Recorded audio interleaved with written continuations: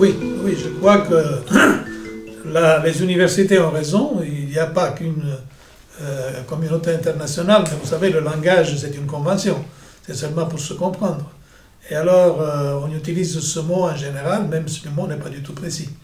Mais, dans le cas du Mozambique, c'était une exception assez remarquable, parce que le Mozambique a été un cas dans lequel la communauté internationale a vraiment parlé d'une seule voix. Et c'est ça qui a fait la différence. Évidemment, tout ça n'a pas été le résultat du miracle du bon Dieu, ça a été le résultat d'un travail. Moi, en tant que représentant spécial du secrétaire général des Nations Unies, j'ai tenu des réunions continues avec tous les membres de la communauté diplomatique, utilisons des mots plus précis, à Maputo. Je les ai tenus au courant de ce qui se passait. J'ai donné le sentiment qu'ils n'étaient pas des spectateurs passifs, mais qu'ils participaient de ce processus de mise en place des accords de paix. Et on a travaillé ensemble très très bien, surtout les ambassadeurs qui faisaient partie du comité de supervision et contrôle. Donc le comité qui avait le vrai contrôle de tout le processus de mise en place de l'accord de paix. Et avec ces gens, moi je ne prenais aucune initiative qui n'ait pas été concordée à l'avance avec eux. Parce que je ne voulais pas être perçu comme le représentant spécial du secrétaire général des Nations Unies en tant qu'entité abstraite basée à New York, mais le représentant des Nations Unies en tant que Nations Unies, donc en tant que tous les composantes de la communauté, dans ce cas-là, réelle, internationale.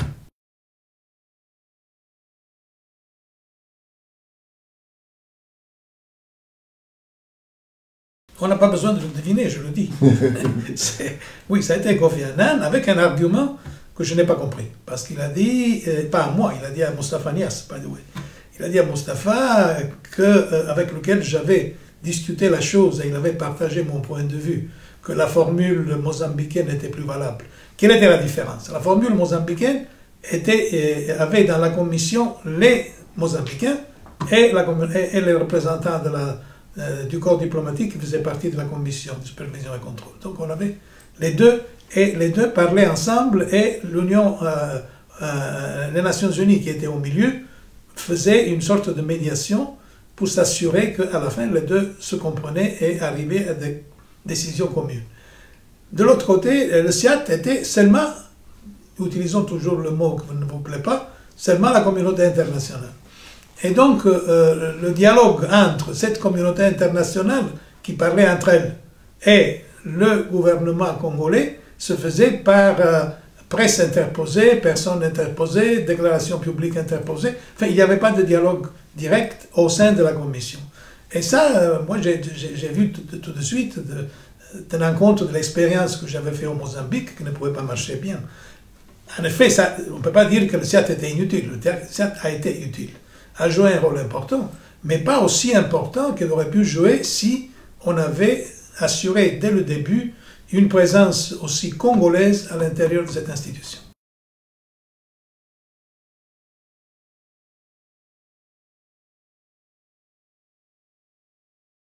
Pas du tout. Si les deux font référence à ce qui est écrit dans l'accord de paix, ils ont raison. Parce que dans l'accord de paix, on dit que le SIAT aurait dû s'assurer que les deux parties étaient d'accord, et si les deux parties n'étaient pas d'accord, il aurait dû décider pour eux, ou pour elles, pour les parties. Chose qui ne s'est jamais passée, parce que de toute évidence, les Congolais ne l'auraient jamais accepté. Mais c'est cette partie de l'accord qui n'a jamais été respectée et qui ne pouvait pas être respectée. Mais si on regarde au texte de l'accord,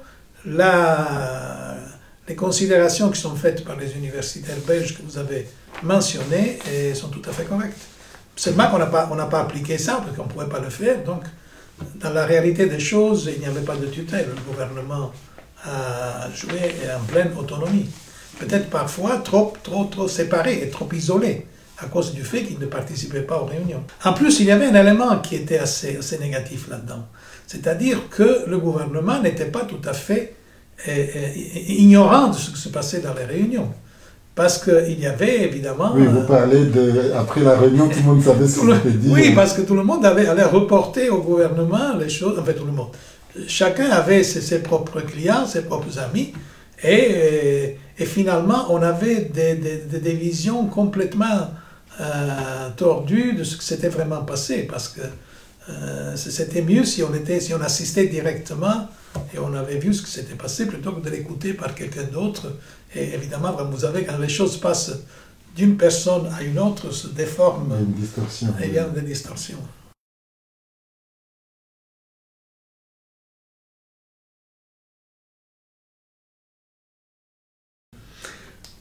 Oui, vous avez tout à fait raison. Donc, quand vous dites qu'il avait fait des choses horribles, vous utilisez quelque chose qu'en anglais on dirait un understatement, c'est-à-dire qu'ils ont fait beaucoup pire que ça, c'est l'horreur absolue.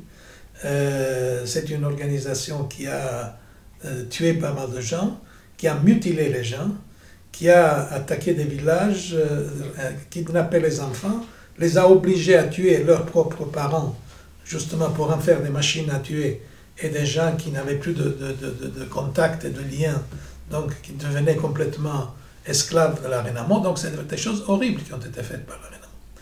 Quand j'ai été nommé par le secrétaire général, j'ai eu un sentiment comment dirais-je, de difficulté à dire, moi je dois aller là-bas, serrer la main à ces gens, mais comment je ferais ça? Parce que vraiment, j'avais lu les horreurs qui avaient été commises pendant cette guerre, et j'étais très gêné. Mais finalement, je me suis dit, bon, si j'accepte de jouer ce rôle de représentant spécial du secrétaire général pour appliquer des accords de paix, il faut que je le fasse. Et alors finalement, j'ai connu le président de la RENAMO, M. Djakama, et c'est assez étrange parce que une sorte de chimie s'est établie entre nous. On a décidé depuis le début qu'on essayait de se dire la vérité et pas de se raconter des histoires.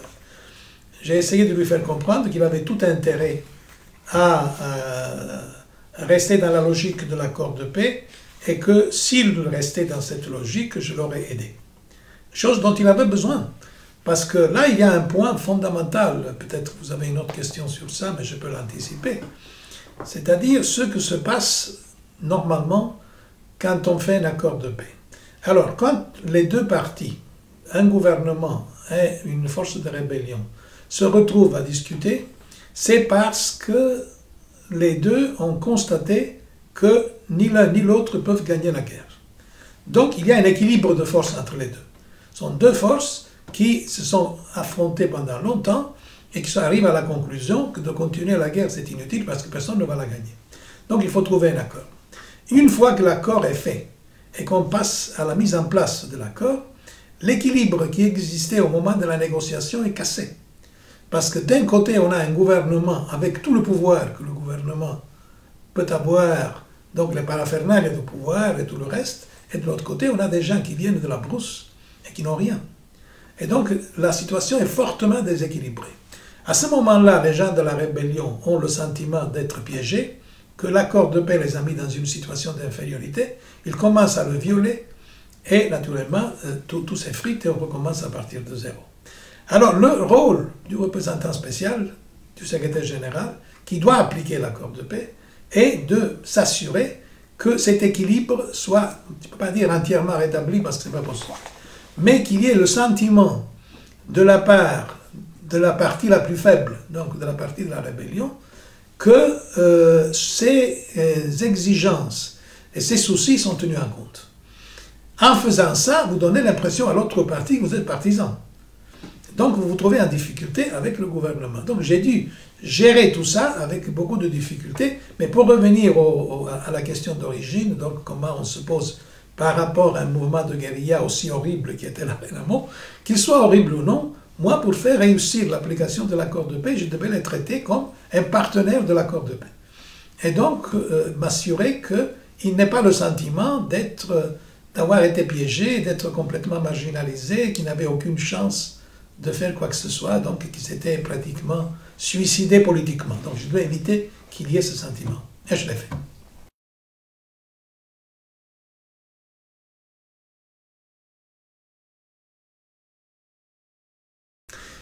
Bon, vous voyez, moi j'avais d'abord un avantage, je n'avais jamais fait une mission de maintien de la paix des Nations Unies, donc je n'avais aucune idée de comment fonctionne la machine bureaucratique des Nations Unies dans ce domaine-là. Je connaissais la machine, j'étais déjà à l'intérieur des Nations Unies, j'étais OpenUT, Assistant Administrator OpenUT, donc les Nations Unies je les connaissais, mais je n'avais pas fait des missions de maintien de la paix. Donc j'ai décidé de l'inventer à partir de zéro sur la base de ce que je croyais être les exigences sur le terrain. Et ça, j'ai pu le faire finalement. J'ai pu le faire grâce au secrétaire général Boutros Ghali, qui m'a donné assez carte blanche. Finalement, j'ai eu des problèmes avec le département des affaires politiques, qui m'a envoyé des instructions que je croyais tout à fait débiles, qui n'avaient aucune réalité, aucun contact avec la réalité du terrain. Et donc j'ai dit tout ça au secrétaire général, qui m'a dit, bon, tu fais rapport à moi. Et je lui ai dit, si je me trompe, si je fais mal, vous me renvoyez, il n'y a pas de problème. Mais moi, je prends mes risques. Pourquoi j'ai été pris à prendre des risques? Vous voyez, le Mozambique, pour moi, ce n'était pas une étape de ma carrière. Je n'avais pas de carrière à faire. C'était une grande opportunité. Et c'était l'opportunité de ma vie. C'était la grande aventure de ma vie. Je n'allais pas la gaspiller pour jouer le petit jeu bureaucratique.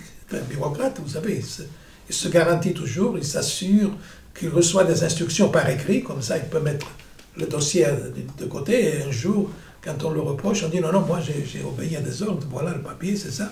Moi, je n'avais rien de tout ça, j'avais aucun intérêt.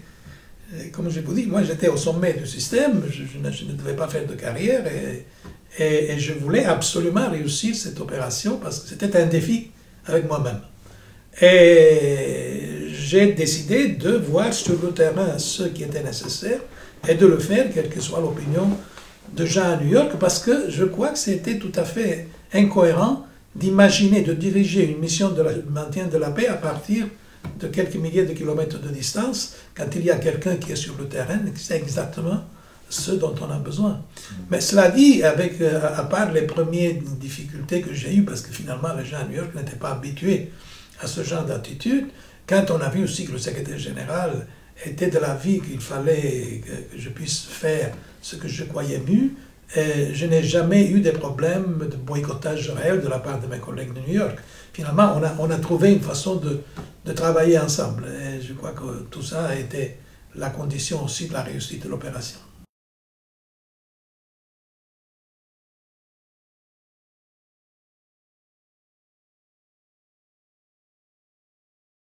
Vous avez compris parfaitement ce que c'est fait.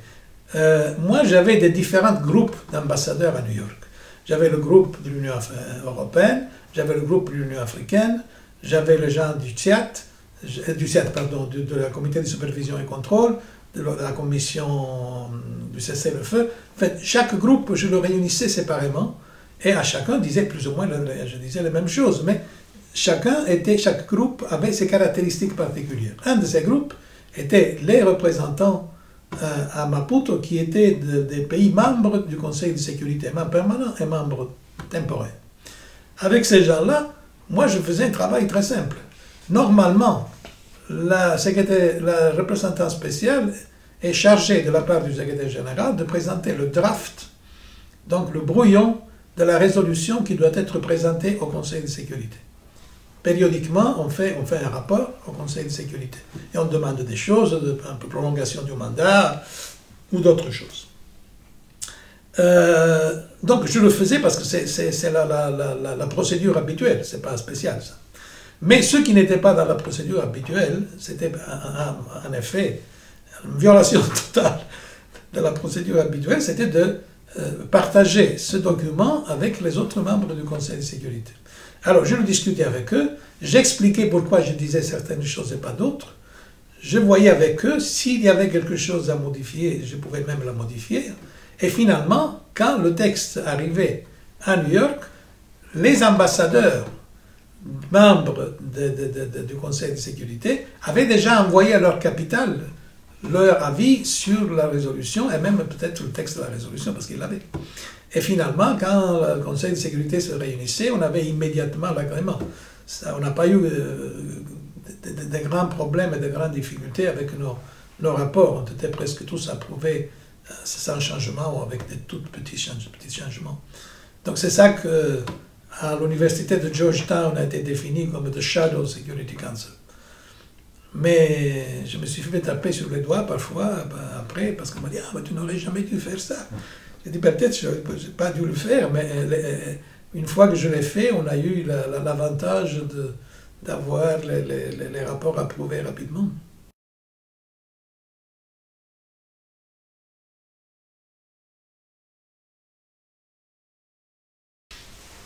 Bon, il n'est pas toujours comme ça, et on le voit, parce qu'il y a pas mal de missions de maintien de la paix qui n'arrivent nulle part. Non, ça c'est vraiment, ça dépend de la personnalité.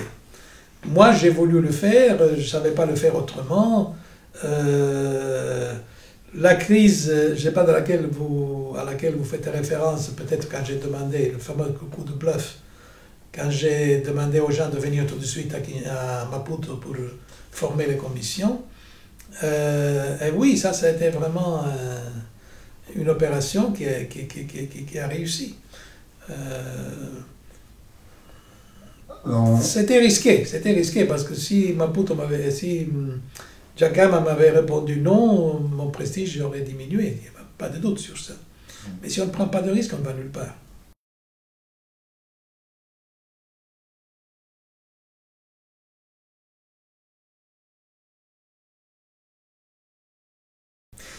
Non, le prestige et l'autorité, oui. Le costume cravate n'est pas nécessaire. Mais quand vous démontrez que vous prenez des initiatives et les gens vous suivent, alors c'est le premier coup de bluff dont vous avez parlé avant qui a établi immédiatement mon statut par rapport aux Mozambicains. Les Mozambicains se sont dit, ce type sait ce qu'il fait. Et il a le courage de faire des choses. Alors ça, à ce moment-là, vous pouvez vous habiller même sans cravate, le prestige reste et il est là. Évidemment, si vous commencez à trembler et vous montrez faiblesse, vous êtes fini. Ça vaut mieux de faire bagage et de rentrer à la maison. Il faut absolument... Et moi, je me suis mêlé de choses desquelles je n'aurais pas dû me mêler. Je dois dire que le gouvernement était très tolérant avec moi. Parce que chaque fois que les gens avaient un problème, venaient chez moi comme si j'étais un membre du gouvernement, quelqu'un qui pouvait les aider à résoudre leurs problèmes. Et moi, chaque fois, je partais, j'allais voir les ministres compétents, j'essayais de les convaincre et de leur expliquer quel était le problème des gens et qu'il fallait agir. Et finalement, parfois, ils se sont un peu inquiétés, ils se disent, mais de quoi vous me mêlez finalement? Mais j'ai donné au peuple mozambicain le sentiment que les Nations Unies étaient là pour les aider et pour résoudre leurs problèmes, non seulement pour montrer le drapeau et faire les observateurs d'un processus de paix. Et c'est pour ça que j'ai fait l'exemple des hôpitaux que j'avais, qui ont été ouverts à tout le monde. J'ai fait l'exemple même quand on a ramassé les enfants de la rue, on les a emmenés au théâtre. Enfin, on a fait ce genre de choses et j'ai prétendu des militaires de l'opération Onumos qu'ils s'occupent de ça avec priorité. Donc ce n'est pas seulement le mandat qui est écrit dans le papier qu'ils devaient respecter, mais il y avait aussi cet autre mandat d'avoir un rapport avec la population locale de façon à que la population le perçoit comme une présence amicale et pas une force d'occupation.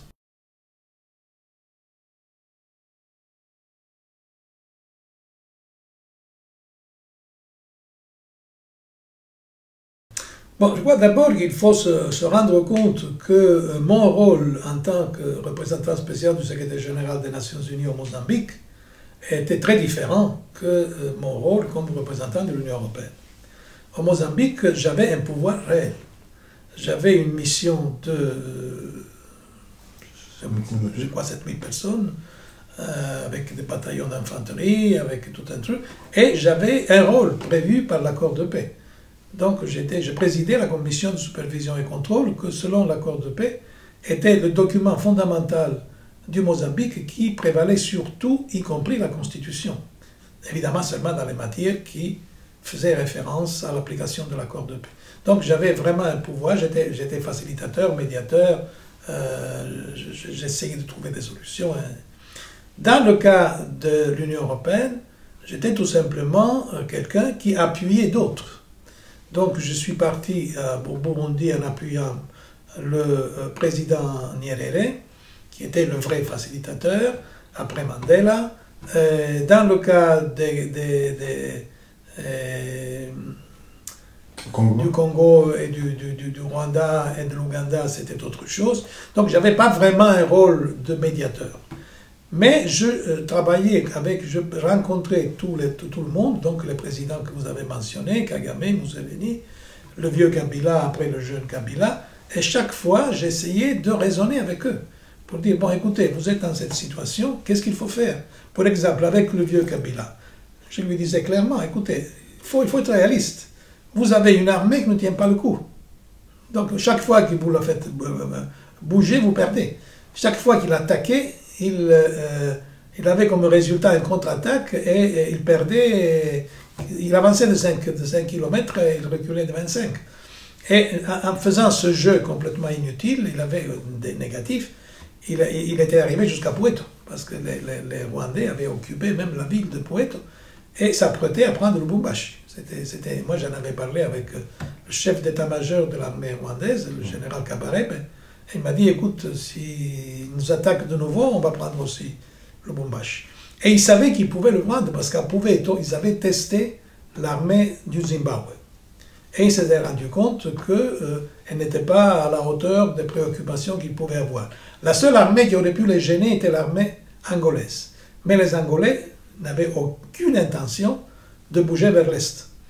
Ils les ont fait partir quand les Rwandais sont arrivés dans le courtyard, comme on m'a dit, de leur maison, après de la Cabinda, qui était un endroit où personne n'était autorisé à arriver. Mais là, c'était d'un côté un petit blitz des Rwandais, et de l'autre côté, l'armée angolaise avec toutes les bases arrières à quelques mètres de distance. Mais d'aller à l'Est, ils n'y pensaient pas du tout. Donc j'avais dit au vieux Kabila, il faut absolument que vous jouez la carte politique, pas la carte militaire. La carte militaire est perdante. Et il ne voulait pas le faire parce qu'en réalité, le vieux Kabila était un chef de guerre et il voulait une victoire militaire. Quand le jeune est arrivé, il a été convaincu. Et alors il a joué un rôle complètement différent. Il a abandonné l'option militaire. Il a commencé à faire une grande offensive de charme qui a été positive. Et il a réussi là où son père n'avait pas réussi. En quelques semaines, il a réussi à faire sortir et les Ougandais et les Rwandais de son pays. Donc c'était juste de jouer la carte politique. Alors là aussi, ce qui est important, c'est si vous êtes capable d'analyse politique valide et que les gens petit à petit se rendent compte que finalement les choses que vous leur suggérez ne sont pas des choses inutiles ou des choses qui sont dites seulement pour les gêner. Donc, il commence à suivre les propositions, les idées que vous mettez sur la table. Avec les gens de l'RCD Goma, par exemple, qui voulaient à tout prix, comme précondition pour faire l'accord qui a amené après au gouvernement de transition, qui Kabila démissionne. J'ai dit, vous ne pouvez pas demander au préalable que quelqu'un qui est président de la République s'en aille. Et c'est évident qu'il restera là. Pour la transition, c'est lui le président, il ne peut pas y en avoir un autre. Et alors, ça a pris des jours et des jours et des jours, des réunions interminables qu'on a fait à Goma. Et finalement, ils se sont rendus compte que sur ce point-là, ils devaient céder, ils ne pouvaient pas jouer. Et moi, parfois, on a joué même un rôle combiné, à part le rôle combiné permanent avec Solana, évidemment, que j'avais besoin de lui, il intervenait. Mais surtout, on a joué un rôle aussi avec les Sud-Africains, avec le président Mbeki. Et à un certain moment, le vice-président de l'RCD, Azarias Rubera, il a quitté le Congo, enfin Kinshasa, il est parti à Goma, et il a fait une déclaration fracassante qu'il se retirait du processus. J'ai dû courir en catastrophe, je raconte les conditions dans tout le reste. Je suis allé en catastrophe et lui parler, et là, j'ai dû lui démontrer une chose aussi importante, qu'il avait raison à dire que le processus de paix traînait et qu'il fallait absolument l'accélérer, mais qu'il ne pouvait pas le faire à partir de Goma, parce qu'il donnait l'impression qu'il y avait une double capitale, donc il était prêt à la sécession. Il devait rentrer en toute vitesse à Kinshasa, et là, faire valoir ses raisons, et nous, moi je l'aurais appuyé, parce que je croyais que les points de fond qu'il soulevait étaient corrects. Et naturellement, j'étais aussi déjà en communication avec les Sud-Africains. Et dès que lui il est arrivé à Kinshasa, Mbeki est arrivé aussi à Kinshasa, il a mis ensemble les différents vice-présidents avec le président et la crise a été réglée. Donc nous avons contribué, comme Union européenne, moi personnellement, et comme représentant de l'Union européenne, à résoudre des crises et à faire avancer le processus et éventuellement à convaincre les uns et les autres de solutions qui étaient possibles pour les différentes parties, qui pouvaient être acceptées par tout le monde, de voir quel était ce qui était faisable. Naturellement, parfois le possible, il fallait le créer, l'inventer. Mais on l'a fait.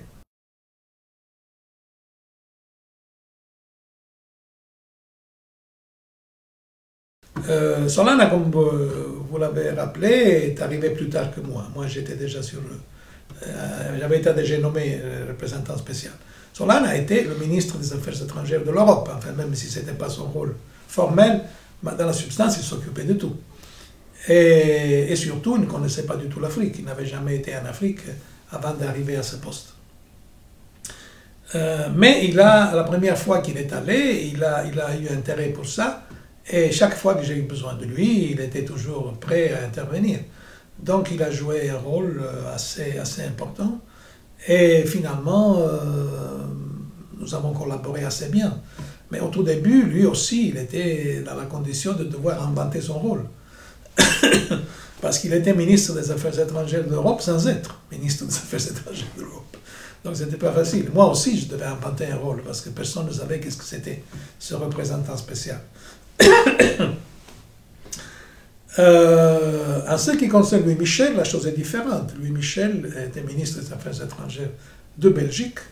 La Belgique, surtout au Congo, a des intérêts particuliers. Et tout ce qui concerne le Congo, dans la presse bruxelloise et belge en général, on pourrait même la mettre dans la politique domestique plutôt que dans la politique étrangère. Absolument. C'est très impliqué. Louis Michel, c'est un type absolument remarquable. Vous avez vu que nous avons un rapport très fraternel.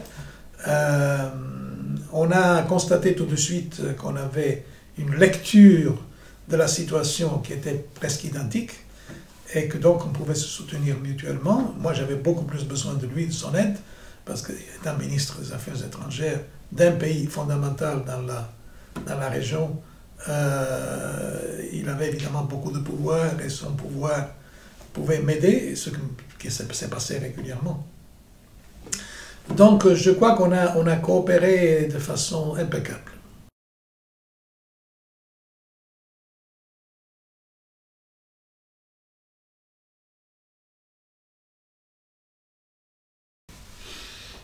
Oui, c'est exact. Ils sont toujours là, ils sont beaucoup affaiblis, comme vous le dites, mais le vrai problème, ce n'est pas l'FDLR. Le vrai problème, c'est l'armée congolaise. Et le Congo n'a pas réussi jusqu'à présent à faire une réforme du secteur de sécurité, donc à réformer l'armée et à la rendre plus efficace. Un pays qui n'a pas d'armée est dans une situation d'extrême difficulté.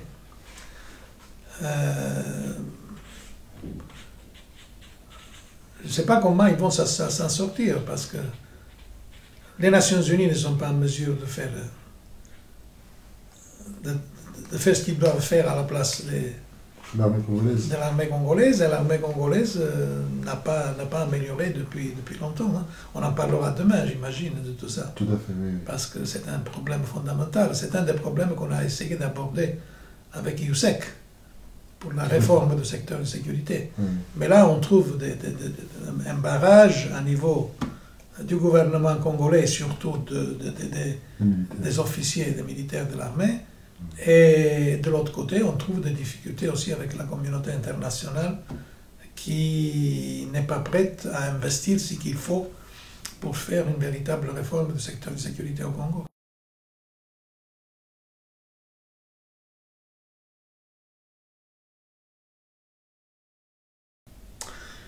Oui, les deux choses sont complètement différentes. Et surtout, au Mozambique, il y a eu cette décision du président Chissano à l'époque, que je trouve assez courageuse. Il s'est rendu compte que la paix était essentielle et qu'il fallait donner priorité à la paix. Et il a décidé de passer cette amnistie qui n'a pas vraiment été critiquée parce que les gens n'ont pas réagi trop négativement à cette idée. Mais il a fait circuler l'idée, son slogan était We forgive but we do not forget. Nous pardonnons mais nous n'oublions pas. Et finalement, moi j'ai vu que cette idée de la culture du pardon était profondément enracinée dans l'esprit, dans l'âme et dans le cœur des Mozambicains. C'était vraiment absolument remarquable. Moi, j'ai eu une peur bleue quand la première délégation de la Renamo a débarqué à Maputo, que les gens qui avaient souffert des horreurs à cause de la Renamo, qui avaient eu des parents tués, mutilés, kidnappés, et ainsi de suite, auraient immédiatement pris l'opportunité de cette présence pour se venger. Il n'y a rien eu. Ces gens, on ne les a jamais dérangés. Et les gens on les a même bien accueillis parce que leur présence signifiait que la guerre s'est terminée. En fait, c'était la fin d'un cauchemar. Et je raconte des épisodes qui se sont produits là, qui sont très intéressants et qui démontrent cette énorme culture de pardon. Dans le cas des Grands Lacs, le vrai problème était le Rwanda. Mais au Rwanda, il n'y avait pas eu une guerre civile. Au Rwanda, il y a eu un génocide. Un génocide, c'est quelque chose de très différent. Alors, quand vous avez un groupe ethnique qui essaye d'éliminer physiquement un autre groupe ethnique avec la violence avec laquelle le génocide s'est passé au Rwanda, alors vous avez vraiment des difficultés. Ce n'est plus la même chose qu'un affrontement, des massacres mutuels. On a essayé de faire passer ça pour un double génocide, les uns se sont entretués, blablabla, c'est pas ça. Il y a eu des gens qui ont planifié délibérément de se débarrasser de tout un groupe ethnique, femmes, enfants, adultes. Enfin, c'était l'horreur absolue. Et alors, dans ce cas-là, l'idée de dire on pardonne, on s'assied à une table, on commence à négocier, n'avait pas de logique. Moi, je m'en suis rendu compte immédiatement. Quand Boutros, qui, nonobstant sa grande finesse politique, avait eu cette idée aussi de dire il faut les mettre autour d'une table maintenant et trouver une solution, parce qu'il le voyait comme toutes les guerres, qu'à la fin on arrête, on dit bon maintenant on ne gagne pas, on va trouver un accord. Et il m'a donné ce mandat, il m'a dit tu vas chez Kagame et tu vas lui dire que nous attendons que finalement il accepte de s'asseoir à une table avec les autres. Et quand j'ai vu le Rwanda, j'ai visité les sites du génocide, j'ai parlé avec les dirigeants du nouveau gouvernement rwandais, je me suis dit, ça n'a pas de sens. Pas du tout. Et je suis rentré à New York, j'ai dit, monsieur le secrétaire général, oubliez-le, c'est pas ça. Il faudra tout à fait autre chose. Mais finalement, on a trouvé, parce que de se trouver avec des milliers et des milliers de gens dans des prisons entassés comme des animaux, c'était horrible là aussi. Et d'être dans cette situation et de trouver des mécanismes qui permettent de sortir de ce gigantesque piège, parce que là, la grande méchanceté des gens qui ont fait le génocide, à part tout le reste, était d'impliquer tout le monde dans le génocide, sur la base du principe que si tout le monde est coupable, personne n'est coupable. Donc ils se sont cachés derrière la masse. Et donc c'était ingérable, ce truc-là. Et finalement, on en a parlé, moi j'en ai parlé avec Kagame à plusieurs reprises.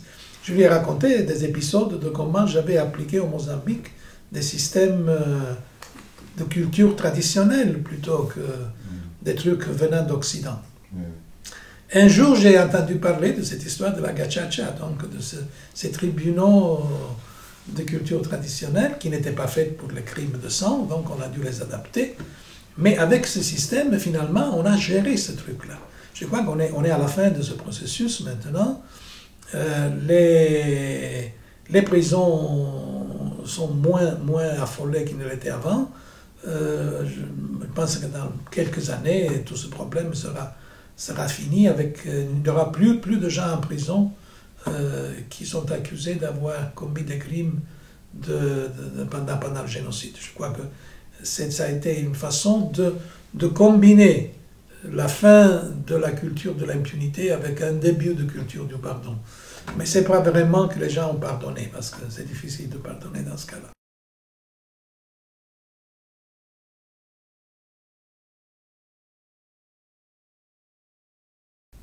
Oui, c'est vrai. Comme je vous ai dit, je m'en vante sur le terrain. Je vois les choses et je réagis en fonction de ce que je vois et du feeling, du sentiment que j'ai au moment où je dois prendre une décision. Pour exemple, même l'histoire au Tadjikistan, quand il y a eu l'histoire du ballet, non? Oui, tout à fait. C'est assez drôle. Vous ne pouvez pas écrire dans un livre comment on fait la paix, que pour être un bon médiateur de paix, il faut aimer le ballet. Mais je suis tombé par hasard parce que le problème était d'établir. Moi, je voulais tout simplement établir une atmosphère un peu moins tendue en disant ah, moi je vais aller à Moscou, mais c'est seulement pour aller voir le ballet. Mais je ne pouvais pas imaginer que le type qui était devant moi était un fanatique du ballet et que le danseur dont je parlais était un Tadjik. Et donc le type était tellement excité et finalement j'ai eu ce que je voulais.